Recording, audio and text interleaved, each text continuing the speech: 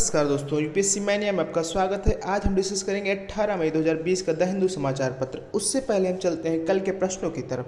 कल के प्रश्न है आपके 17 मई के, न्यू स्पेस इंडिया लिमिटेड क्या है? ये इसरो की नई शाखा है जो इसरो संबंधी सेवाओं का आर्थिक आधार उपलब्ध कराती है। बिल्कुल ए विकल्प आपका सही है, हमने कल डिस्कस किया था। कैट सेंट्रल एडमिनिस्ट्रेटिव ट्राइब्यूनल के संबंध में निम्न कथनों पर विचार कीजिए। यह सभी सिविल सेवकों किसी रक्षा पद पर नियुक्त सिविल व्यक्तियों से संबंधित मुद्दों पर निर्णय देता है। बिल्कुल सही स्टेटमेंट है। इसका कार्यक्षेत्र रक्षा बलों, सुप्रीम कोर्ट एवं संसद के स्टाफ पर नहीं लागू होता, यह भी सही स्टेटमेंट है। यह सिविल प्रोसीजर कोड से बाध्य नहीं होता है, बल्कि प्राकृतिक न्याय के सिद्धांत पर कार्य करता है, तो ये भी बिल्कुल सही है। इसके निर्णय के खिलाफ सीधे उच्चतम न्यायालय में अपील नहीं की जा सकती है, तो ये भी बिल्कुल सही है। पहले उच्च न्यायालय में जाएंगे, फिर उसके बाद उच्चतम न्यायालय में अपील होगी, यानी उपयुक्त सभी विकल्प डी ऑप्शन सही हो जाता है। राष्ट्रमंडल खेल के संबंध में निम्न में से कौन से कथन सही हैं? तो यहाँ हमने कल नहीं बात किया था, लेकिन ये स्टेटमेंट अगर नहीं रहेगा तो फिर हमारे विकल्प सही नहीं होंगे। तो हम क्वेश्चन को सही मान के, कथन सही है, हमको कौन से कथन सही ये बताना है हमको। तो यहाँ पे कौन से कथन सही है इसमें केवल पूर्व में ब्रिटिश कॉलोनी शामिल है, ये गलत है। यह एक राजनीतिक एवं आर्थिक संगठन है, तो ये भी गलत है, क्योंकि केवल राजनीतिक संगठन है। इन देशों का एक दूसरे के देश में दूसरा दूतावास के बजाय हाई कमिश्नर होते हैं, तो ये सही हो जाते हैं, तो सी विकल्प सही हो जाता है। ये थी हमारे कल के प्रश्नों का डिस्कशन। आज हम चलेंगे अपने समाचार पत्र की तरफ। तो सबसे पहली खबर है, lockdown extended, states will take call on infection zone. जैसे कि हम जानते हैं कि जो हमारा लॉकडाउन का लास्ट लॉकडाउन का टाइम पीरियड था, वो 17 मई को खत्म हो जा रहा था, तो लॉकडाउन को एक्सटेंड कर दिया गया है। अब हम देखेंगे नई रिलैक्सेशंस क्या हैं। तो राज्यों को अधिकार दिया गया है कि अपनी सुविधा अनुसार वो जो उनको उचित लगता है उस हिसाब से वो रेगुलेशन जारी करें। तो क्या अभी अलाउड है, क्या नहीं अलाउड है? बसेज, ऑटो रिक्शा, कैब्स, ये सब अलाउड है। शॉप्स, जो भी शॉपिंग मॉल के अलावा शॉप्स है वो अलाउड है। शादियाँ 50 गेस्ट से ज़्यादा ना आए शादियों में, और कोई भी दाह संस्कार क्रियाक्रम हो रहा है तो उसमें 20 व्यक्ति से ज़्यादा ना हो। नाई की दुकानें, सैलून, ये सब अलाउड हैं। रेस्टोरेंट्स केवल मतलब सीमित रूप में अलाउड हैं। और 33% एम्प्लॉय के साथ ऑफिसेज वर्क हो सकता है। इंटरस्टेट मूवमेंट्स अलाउड हैं, स्टेट्स के द्वारा मतलब अपना आपस में परस्पर समझ के अलाउ कर सकते हैं। एसेंशियल और नॉन एसेंशियल सप्लाई जो है ऑनलाइन शॉपिंग के थ्रू अलाउड है। Metro, rail, school, colleges, religious gathering, ये सब नहीं अलाउड है। तो ये थी हमारी नई लॉकडाउन की गाइडलाइंस। अब हम देखेंगे centre throws open all sectors to private players. तो जो हमारा आत्मनिर्भर भारत पैकेज का जो 20 लाख करोड़ का पैकेज भारत सरकार ने घोषणा की है, उसका 5वां चरण जब लॉन्च किया तो उसमें देखें हम क्या क्या बात की गई है।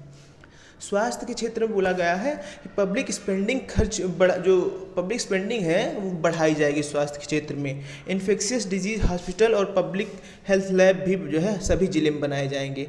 और डिसइन्वेस्टमेंट की बात की गई है। बोला गया है कि जो भी पब्लिक सेक्टर इंडस्ट्रीज़ हैं जो अननेसेसरी यानी कि नॉन स्ट्रेटजिक सेक्टर्स में है, यानी कि जहाँ पर सरकार, जैसे मान के चलिए उदाहरण तौर पे सरकार अगर सरकारी कंपनी वो स्कूटर बना रही है, तो अब आप जाहिर सी बात है सरकार को स्कूटर बनाने की आवश्यकता है। स्कूटर तो प्राइवेट सेक्टर भी अच्छे से बना सकते हैं ज़्यादा एफिशिएंसी के साथ। तो ऐसी जगह है जहाँ पर प्राइवेट सेक्टर्स कॉम्पिटिटिव है और नॉन स्ट्रेटेजिक सेक्टर है, उनको डिसइन्वेस्टमेंट किया जाएगा और प्राइवेट सेक्टर्स को ज़्यादा रोल प्ले करने को दिया जाएगा। और राज्यों के लिए क्या किया है? तो राज्यों को 3%, देखिए अभी क्या है, राज्य अपने टोटल ग्रॉस स्टेट जीडीपी का केवल 3% ही लोन ले सकती हैं, लेकिन अब उसको बढ़ा के 5% कर दिया गया है। यानी कि पहले 6.4 लाख करोड़ लगभग ले सकते थे, अब 10.69 लाख करोड़ तक ले सकते हैं लोन। ये विशेष स्थिति क्योंकि कोविड है, इसलिए इसको बोरोइंग लिमिट को बढ़ा दिया गया है। अनएम्प्लॉयमेंट पे क्या किया है उन्होंने? बेरोजगारी को कम करने के लिए 40,000 करोड़ रुपए और मनरेगा में अलॉट किया है, और जो भी माइग्रेंट्स जा रहे हैं उनको सबको मनरेगा के तहत रोजगार देने का प्लान किया है सरकार ने, गाइडलाइंस भी जारी किया है। इंडस्ट्रीज के लिए क्या किया है? इंसॉल्वेंसी जो प्रोसीडिंग है उसको भी 1 वर्ष के लिए स्थगित कर दिया गया है। इंसॉल्वेंसी प्रोसीडिंग यानी जो भी पैसे की वजह से या फिर जो भी अपना इंडस्ट्रीज हैं वो मतलब इस इल हैं, उनको इंसॉल्वेंसी प्रोसीडिंग 1 साल के लिए भी पोस्टपोन कर दिया गया है, यानी नीलामी प्रक्रिया ये सब चीज़ें नहीं होंगी, यानी थोड़ा तनाव मुक्त किया जाएगा। और कोविड-19 रिलेटेड डेट जो हैं वो उनको डिफ़ॉल्ट नहीं माना जाएगा, और उनको ये चीज़ बात की, थोड़ा सा राहत इंडस्ट्री को भी मिली है। अगली न्यूज़ है आपकी, अगली जो महत्वपूर्ण न्यूज़ है, Punjab farmers to go for direct seeding of rice. तो जो पंजाब के किसान हैं वो राइस की धान का समय आ रहा है, तो अब वो डायरेक्ट सीडिंग करेंगे। तो हम देखेंगे क्या बदलाव क्या है। जैसे सामान्य वर्षों में पहले क्या होता है, पहले नर्सरीज में जो धान बोए जाते हैं नर्सरीज में, तो उन नर्सरीज से जो छोटे छोटे जो है प्लांट्स हो जाते हैं, उन प्लांट्स को ट्रांसप्लांट किया जाता है नई फील्ड में। यानी कि पहले नर्सरीज में प्लांट किया था, फिर नर्सरी से पौधों को दूसरी बार खेतों में पौधारोपण किया जाता है। लेकिन अब क्या हुआ है, तो जैसे अब जान रहे हैं माइग्रेंट अपने घरों की तरफ जा रहे हैं, तो पंजाब में लेबर की कमी है। पंजाब में लेबर मुख्यतः उत्तर प्रदेश, बिहार, यहाँ से सब लोग रहते थे, सब अपने वापस घर जा चुके हैं। अब वहाँ पे जो धान की खेती होगी वो नए मेथड से होगी, यानी जो मतलब करें अपना मेथड में थोड़ा बदलाव करेंगे। अब सीधे हम धान को खेत में छिड़क देंगे, अब हम ट्रांसप्लांटेशन मेथड नहीं करेंगे क्योंकि हमारे पास लेबर की कमी है, ये सब चीज़ें।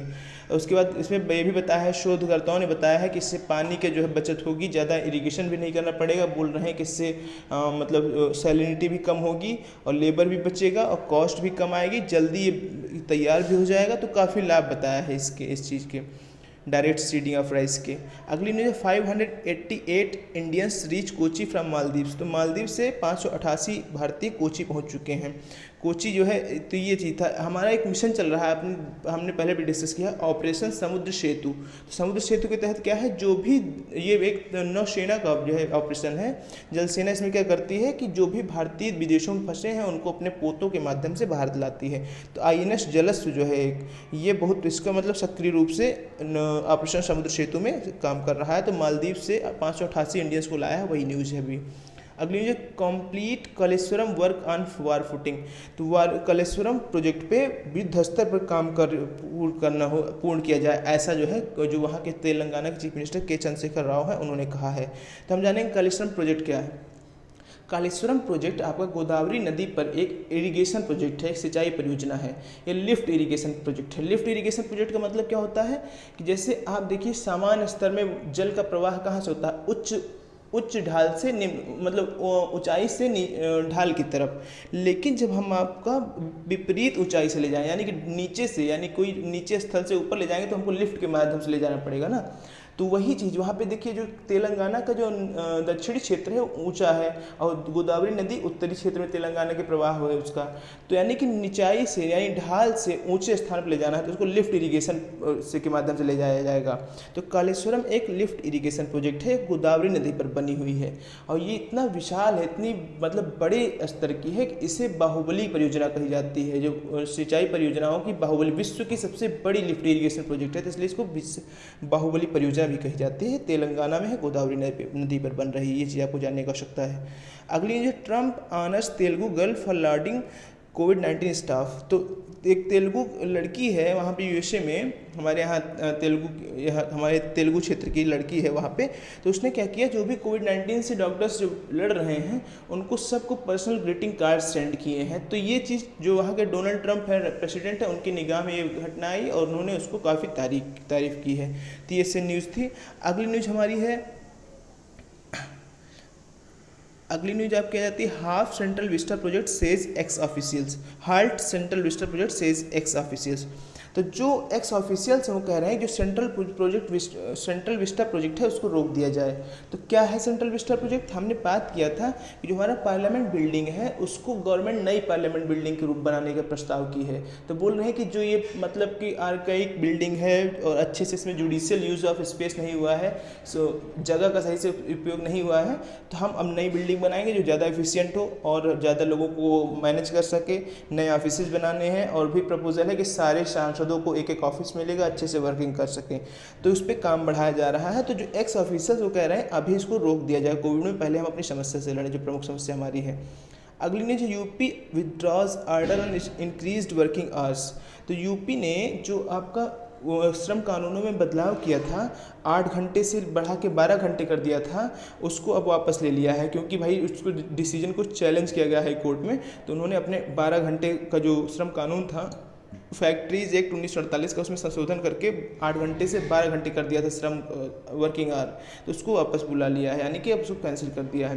तो हम देखेंगे जो श्रम कानून है या श्रम संबंधी कानून बनाने की ये कौन सी लिस्ट में आती है, कंकरेंट लिस्ट यानी समवर्ती सूची में आती है, यानी कि केंद्र और राज्य इस पर दोनों कानून बना सकते हैं। ये चीज़ भी आपको पूछी जा सकती है किसी भी एग्जाम में।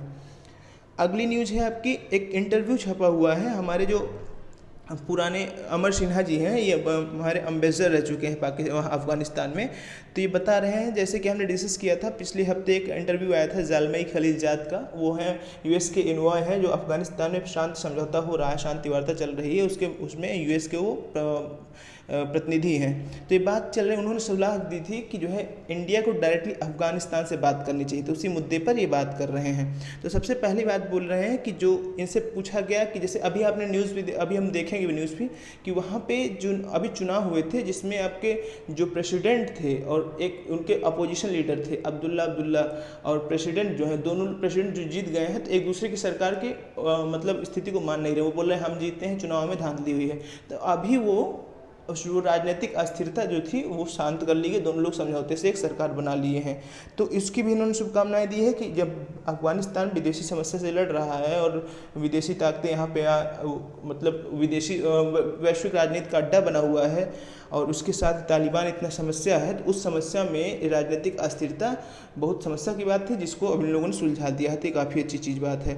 उसके बाद इन्होंने जो अटैक्स हुए हैं अभी अफगानिस्तान में, एक मैटरनिटी हॉस्पिटल तो वहाँ पर अटैक हुआ है जिसमें कई माँ ने जिनने बच्चों को जन्म दिया था उनको मार दिया, तो उसकी काफ़ी आलोचना की है। तो बोला है कि ये जो पीस डील साइन हुई है अमेरिका और तालिबान के बीच में, तो इसमें अमेरिकन सोल्जर्स को ना मारने की शर्त रखी गई है, लेकिन तालिबान पर कोई ऐसा प्रतिबंध नहीं लगाया गया है कि आप सीज फायर करें या आप कोई हिंसा नहीं करेंगे, ये करना चाहिए था उनको। तो ये बता रहे हैं कि जो यूएसए है ये निकलना चाहता है, भागना चाहता है किसी तरह समस्या को हल नहीं कर रहा है, बस अपने आप को अपना पीछा छुड़ा रहा है। और बात बोले हैं कि चाहे जो भी हो अमेरिका से इसको फ्री पास नहीं मिलना चाहिए जब तक ये पॉलिटिकल ना हो, मतलब अपना हिंसा ना छोड़े, ये चीज़ बात बोली है। और जब इन्होंने पूछा गया कि जालमे खलीलजाद ने जो इंडिया का सजेशन दिया है कि इंडिया को कि अफगानिस्तान से डायरेक्ट बात करें, इस पर आपकी क्या राय है, तो अमर सिन्हा जी ने बताया कि हम बात करेंगे, हमें कोई दिक्कत नहीं है भाई। हम अगर पाकिस्तान और अफगानिस्तान में वो तालिबान जो है आपका पॉलिटिकल एंटिटी की तरह, इंडिपेंडेंट एंटिटी की तरह हमसे डील करेगा तो हम बात करेंगे, हमें कोई दिक्कत नहीं। लेकिन वो किसी का प्रतिनिधि के रूप में बात करेगा, किसी को यूज करेगा, जैसे पाकिस्तान उसको अपने प्रतिनिधि के रूप में यूज करेगा, अपना काम सिद्ध करने के लिए पाकिस्तान कुछ करेगा, या वो टेररिस्ट एक्टिविटी ऑर्गेनाइज कराता है तालिबान, तब हमसे बात नहीं करेंगे, हम ऐसी सरकार को नहीं मतलब स्वीकार करेंगे, ये चीज़ है। उसके बाद बोला है कि अफगानिस्तान जो बात समझौता चल रहा है इसमें पाकिस्तान, इसमें भारत का रोल बहुत कम है, बल्कि भारत को दरकिनार किया गया है। तो बोले कि जो सही बात है, देखिए हम जो भी अफगानिस्तान के पड़ोसी देश हैं उनसे काफ़ी प्लेटफॉर्म्स के माध्यम से डील कर रहे हैं, जैसे SCO है, शंघाई कोऑपरेशन ऑर्गेनाइजेशन जिसमें चाइना है आपका, और भी जो है मध्य एशियाई देश हैं, RIC है, सार्क में पाकिस्तान से बात चल रही है। तो बोले लेकिन हर टेबल पर हम नहीं हो सकते हैं, लेकिन जहाँ तक बात रही अफगानिस्तान के भविष्य की, तो बिना इंडिया की साझेदारी के अफगानिस्तान के भविष्य को शांत रूप से नहीं सुलझाया जा सकता है। तीसरी बात बोला है कि अब इंडिया का बहुत महत्वपूर्ण रोल है। अगली न्यूज है Odisha braces for Amphan impact. तो ओडिशा में एक साइक्लोन आने की घोषणा की हुई है, मतलब एक बंगाल की खाड़ी में एक साइक्लोन आ रहा है, उड़ीसा की तरफ बढ़ रहा है, उसका नाम है एम्फन साइक्लोन आ रहा है। तो उसी की तैयारी के लिए आप देख रहे होंगे जैसे कि ये जो कोस्टल गार्ड्स हैं ये सारे तैयार हो गए हैं, तो इसकी बात बोली है। अगली न्यूज है GA to invest 6,598 crore for 1.34 stake in Jio platforms. तो जो जियो कंपनी है उसमें GA जनरल एटलांटिक की कंपनी है, उसने इन्वेस्ट किया है 3-4%। तो ये बड़ी अच्छी खबर है कि इस दौरान भी हमारे यहाँ फॉरेन इन्वेस्टमेंट आ रहा है। Multiple conditions and discounts. तो जो डिस्ट्रीब्यूटिंग कंपनी, जो पावर डिस्ट्रीब्यूटिंग कंपनी, विद्युत जो डिस्ट्रीब्यूट कर रही कंपनी, उनके ऊपर कई कंडीशंस लगाई गई हैं। क्या मामला है हम समझेंगे। तो 90,000 करोड़ रुपए का बेल आउट पैकेज दिया है जो पावर सेक्टर जो हमारा क्राइसिस है। तो अभी हमने कई पिछले 2 दिन से डिस्कस किया है कैसे विद्युत क्षेत्र में हमारा धन की कमी, लिक्विडिटी की कमी की वजह से कितना क्राइसिस में है। भाई पावर सेक्टर जो है लॉस में चल रहा है क्योंकि जो डिस्कॉम्स हैं वो जनरेटिंग कंपनीज को पैसा नहीं दे पा रही हैं। तो अभी क्या किया है, पावर फाइनेंस कॉर्पोरेशन और रूरल इलेक्ट्रिफिकेशन कॉर्पोरेशन के माध्यम से गवर्नमेंट ने कहा 90,000 करोड़ रुपए का लिक्विडिटी अवेलेबिलिटी कराएंगे, लेकिन उन्होंने कुछ कंडीशंस रखी है। जैसे कि बोला है जो डिस्ट्रीब्यूटिंग कंपनीज हैं वो स्मार्ट मीटर्स लगाएं। स्मार्ट मीटर क्या होता है कि जैसे हम देखे होंगे अब इलेक्ट्रॉनिक मीटर्स रहते हैं, वो कैलकुलेट करते हैं कितना मीटर यूज हुआ, कितना नहीं हुआ, मतलब डिजिटल मीटर्स यूज करें ताकि विद्युत की चोरी बच सके, चोरी ना हो और अच्छे से जितना पैसा हो वसूल कर सकें। तो जब डिस्ट्रीब्यूटिंग कंपनी जब अपना पैसा वसूल कर पाएंगी ग्राहकों से तभी तो वो पैसा पे कर पाएंगे वापस। तो इसीलिए जब 90,000 करोड़ रुपए दिए हैं तो उसमें शर्त लगाइए आप स्मार्ट मीटर्स लगाइए, प्रीपेड मीटर्स लगाइए, यानी कि पहले या फिर जैसे आदमी पहले पेमेंट कर दे, फिर उसके बाद बिजली का कंजम्पशन करे। और बोले कि अगर 60 दिन के अंदर आप बिजली जो ये पावर बिल नहीं वापस चुका सकते हैं तो 0.25% एक्स्ट्रा आपको ब्याज देना पड़ेगा। तो ये सब शर्तों के साथ 90,000 करोड़ रुपए देने की बात की है। तो इन सब शर्तों के साथ देंगे तो जो 90,000 करोड़ रुपए सरकार का है वो फंसेगा नहीं। इससे 2 लक्ष्य प्राप्त होंगे, एक तो विद्युत क्षेत्र भी समस्या भी उसकी हल हो जाएगी और जो 90,000 करोड़ रुपए है सरकार देगी ये भी नहीं फंसेगा, तो दोनों काम हो जाएगा। अगली न्यूज़ है ओवर 42,000 अंडर ट्रायल्स रिलीज्ड। तो 42,000 लोग जो अभी किसी भी आरोप में जिनके ऊपर केस चल रहा था उनको जो है जो जेल में बंद किया गया था, निर्णय नहीं आया था लेकिन उनके ऊपर कोई आरोप चल रहा था, केस चल रहा था, तो उनको रिलीज कर दिया गया। क्योंकि कोरोना चल रहा है, आप भी जान रहे हैं, संक्रमण हो सकता है, जेलों में भीड़ ज़्यादा रहेगी, संक्रमण की संभावना ज़्यादा रहेगी। वहाँ पर आप भी जानते हैं कि सुविधाएं कितनी निम्न स्तर की रहती हैं, तो वहाँ पे संभावना ज़्यादा है। तो इसलिए 42,000 अंडर ट्रायल्स को रिलीज कर दिया गया है। तो ये किसने बताया? नालसा की एक रिपोर्ट ने बताया। तो हम जानेंगे नालसा क्या है। नालसा का फुल फॉर्म है नेशनल लीगल सर्विसेज अथॉरिटी, राष्ट्रीय कानूनी सुविधा प्राधिकरण। तो ये क्या है? ये 1987 के तहत बना था, लीगल सर्विसेज अथॉरिटी एक्ट 1987 के तहत बना था। इसका कार्य क्या है? मुफ्त में कानूनी सुझाव उपलब्ध कराना, लीगल सर्विसेज अवेलेबल कराना। जैसे मान लीजिए कि कोई विधवा है या कोई जो है वृद्ध व्यक्ति है जिसका कोई सहारा नहीं, जो गरीब है, जो अफोर्ड नहीं कर सकता अपना केस लड़ने के लिए वकील से, तो उसके लिए लीगल सर्विसेज जो ये नालसा है ये फ्री वकील जो है अवेलेबल कराएगी ताकि वो अपना केस लड़ सके, अपने अधिकारों को पा सके। और क्या काम है इसका लोक अदालत ऑर्गेनाइज कर। लोक अदालत क्या होती है? ये आपका छोटे स्तर की अदालतें हैं जो आपका छोटे मोटे छोटे संबंधी मामलों पर न्याय देती है और जो जुडिशरी का बर्डन कम करती है, ये इसका कार्य है। और जो चीफ जस्टिस ऑफ इंडिया है इसके संरक्षक होते हैं। किसके संरक्षण में कार्य करती है? Chief justice of India. लेकिन एग्जीक्यूटिव चेयरमैन कौन होते हैं? जो इसके सारे कार्यों को अंजाम देते हैं, सारे कार्यों की निगरानी देखते हैं, वो कौन है? वो जो सेकंड सीनियर मोस्ट जज होता है सुप्रीम कोर्ट का, वो होता है। यानी चीफ जस्टिस ऑफ इंडिया इसके गार्जियन है, लेकिन कर्ता धर्ता कौन है? वो जो चीफ जस्टिस इंडिया के बाद जो सेकंड सीनियर मोस्ट जज रहेगा वो इसका कर्ता धर्ता होता है नालसा का। तो नालसा का ये कार्य था, इसने रिपोर्ट दी है, हमने बात किया अभी। अब अगली न्यूज़ है आपकी वैश्विक क्षेत्र से। तो हमने बात किया था Afghan president rival sine power sharing deal. तो जैसे हमने बात किया था कि अफगानिस्तान कई समस्याओं जूझ रहा है, एक तो कोविड से जूझ रहा है, दूसरी बात वहाँ तालिबान और जो है सरकार में संघर्ष चल रहा है। उसके बाद जब अभी इलेक्शंस हुए थे, जो अशरफ गनी वहाँ के प्रेसिडेंट जीते हैं और उनका जो अपोजिशन लीडर थे अब्दुल्ला वो हार चुके थे, लेकिन उन्होंने कहा कि इलेक्शन में धांधली हुई, हम उसको स्वीकार नहीं करते, तो वो अपना स्वेरिंग सेरेमनी खुद ही जारी कर दिए थे। तो मतलब कि एक तो अफगान से भी लड़ना है, कोविड से भी लड़ना है, और उसके बाद जो इलेक्शन हुए तो इलेक्शन में दोनों पक्ष विपक्ष का तालमेल नहीं बैठ रहा था, तो ये बड़ी समस्या की बात थी। तो अभी जो विपक्ष के नेता थे अब्दुल्ला और जो राष्ट्रपति चुने गए थे, दोनों लोग समझौता कर दिया कि हम लोग पावर को शेयर करेंगे। तो उसमें क्या हुआ है? अशरफ गनी प्रेसिडेंट रहेंगे और एक काउंसिल बनाई गई है आपकी रिकॉन्सिलिएशन काउंसिल। तो उसके अध्यक्ष बनाए गए जो विपक्ष में थे, जो हारे हुए नेता थे अब्दुल्ला। तो इससे जो आंतरिक जो राजनीतिक अस्थिरता है उसका हल निकाला गया है, तो काफ़ी अच्छी चीज़ है। इजराइल स्वेयर्स इन यूनिटी गवर्नमेंट। इजराइल में भी राजनीतिक अस्थिरता थी क्योंकि जो चुनाव हुए थे अभी उसमें किसी को स्पष्ट बहुमत नहीं मिला था। तो जो वहाँ के प्रेसिडेंट थे बेंजामिन नेतन्याहू, तो बेंजामिन नेतन्याहू को अब विपक्ष के नेता बेरी गैंट्स ने सपोर्ट किया है, तो वहाँ पे सरकार बन चुकी है अभी।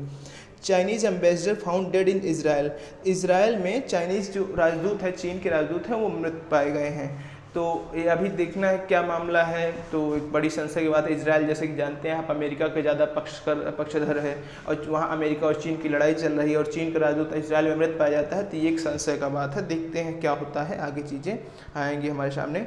पाक president issued order to hold polls in Gilgit Baltistan. तो पाकिस्तान के जो राष्ट्रपति हैं उन्होंने कहा, कौन है राष्ट्रपति वहाँ के? आरिफ अलवी। पाकिस्तान के राष्ट्रपति आरिफ अलवी ने उन्होंने गिलगित बाल्टिस्तान की जो है, गिलगित बाल्टिस्तान क्या है? जो पाक अधिकृत कश्मीर है हमारा, जिसको पाक ने जो है गैर कानूनी रूप से उस पर अधिग्रहण किया है, उसमें उसी क्षेत्र को पाकिस्तान गिलगित बाल्टिस्तान कहता है। अब उसने अपने राज्य क्षेत्र में मतलब कि अपने पॉलिटिकल सिस्टम में इसको इंटीग्रेट कर लिया है और वहाँ पर अब चुनाव कराने की बात की जा रही है। तो हमने डिस्कस किया था, तो अभी 2 दिन पहले भी जब वहाँ पे इस क्षेत्र में एक डैम बनाने की बात, दाइमर भाषा डैम बनाने की बात कर रहा था, जिसकी चाइनीज एजेंसी को टेंडर मिला है, तो भारत ने चाइनीज एजेंसी को चेताया था कि भाई ये हमारा क्षेत्र है, ये उचित नहीं है। तो ये चीज़ हम गिलगित बाल्टिस्तान हमेशा विवादों में रहता है, आपको जानना चाहिए। ये थी न्यूज़। अब थोड़ी सी एक छोटी न्यूज़ और है, documenting the struggles of women.